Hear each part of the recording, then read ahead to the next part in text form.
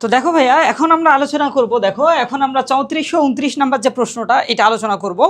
আজকের এই 3400 প্রশ্নের মধ্যে তুমি কিন্তু 25টা প্রশ্ন মাস্ট কমন পাবা পরীক্ষায়, এখান থেকে 25 তুমি পাবাই, তুমি লিখে নাও।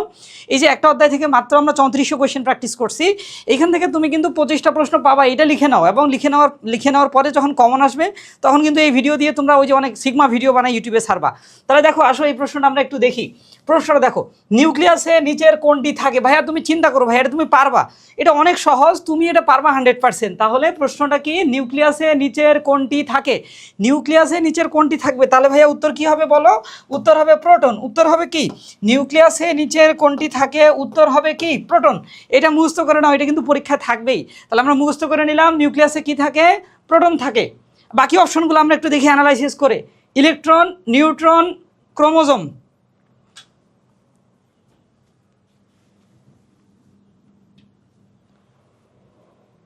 দেখো ভাইয়া, আমরা যে 3429 নম্বর প্রশ্নটা পড়ছিলাম, নিউক্লিয়াসে নিচের কোনটি থাকে, তাহলে উত্তর কি হবে বলো তো? উত্তর কিন্তু প্রোটন হবে না। কি কারণে হবে না বলো তো? তুমি কিন্তু জানো না যে এটা বায়োলজির নিউক্লিয়াস নাকি কেমিস্ট্রির নিউক্লিয়াস। এইটার উত্তর কিন্তু হবে ক্রোমোজোম। জিনিসটা দেখো, তাহলে উত্তর কি হবে? ক্রোমোজোম হবে। কেন?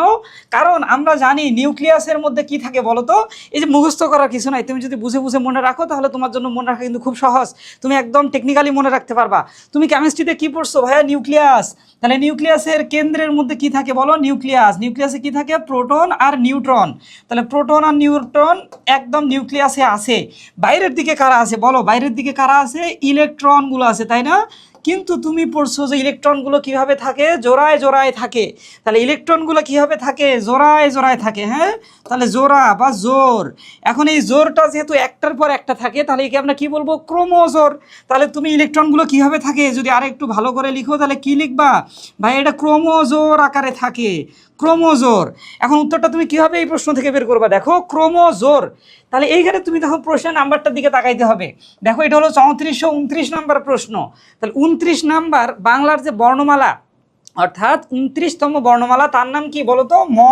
তাহলে বাংলার 29তম বর্ণমালাটা হলো ম। তাহলে এই ক্ষেত্রে তোমার ক্রোমোজোর, অর্থাৎ এই যে লাস্টের যে অক্ষর এইটা বাদ যাবে। তাহলে এইখানে গিয়ে যেহেতু এটা 3429 নাম্বার প্রশ্ন আর 29 নাম্বার বর্ণমালা ব্যঞ্জন বর্ণ হলো ম, তাহলে এখানে কি হবে বলো তো? ক্রোমোজোম হয়ে যাবে। তাহলে উত্তর কি হবে বলো? ক্রোমোজোম। আশা করি সবাই পারছো। তাহলে এইটার উত্তর হবে ক্রোমোজোম।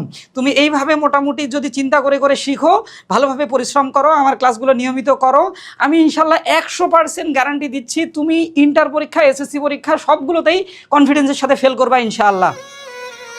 सारी उम्र मैं जो कर जबड़े आ रहा, तेरे पीछे जिंदगी सरकस हो गई।